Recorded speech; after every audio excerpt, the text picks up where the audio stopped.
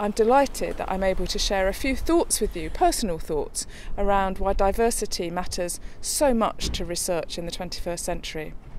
I've been really lucky throughout my career to be supported by a whole wide range of people who've been really encouraging, egging me on to do things that perhaps I wouldn't have done.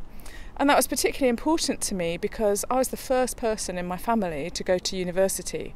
And I was really lucky to have inspirational chemistry and biology teachers who suggested, why don't you study biochemistry? And they followed that up with, why don't you study biochemistry at Imperial College? And I did. And I don't think I've looked back since. It was a fantastic experience, and I really owe a lot to those people for actually kind of mentoring me and supporting me through that. In many ways, I had what you could consider to be quite a traditional career in academia.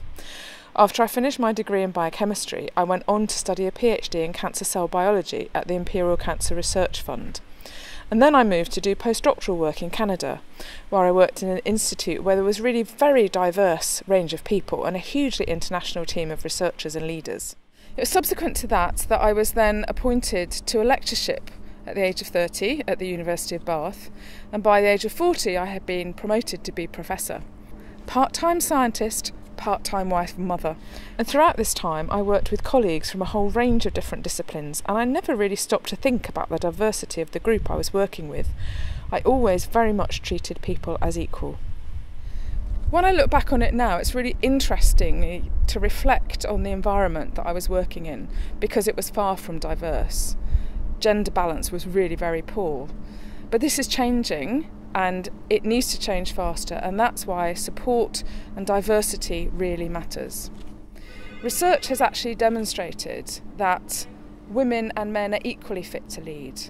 Increasing diversity increases the quality and robustness of decisions. It enhances the collective intelligence of groups. And there are many organisational benefits: better financial performance, more creative, less staff turnover. And if we relate this back to science and research, science is changing. It's ever more global. So many different cultures involved, new ways of working, much more collaborative. And what we need to do as individuals and organisations is to recognise that diversity within those collaborative approaches, within those research consortia, is really important. We all need to play a role in supporting that, identifying what it is that we can do to really support diversity and inclusivity.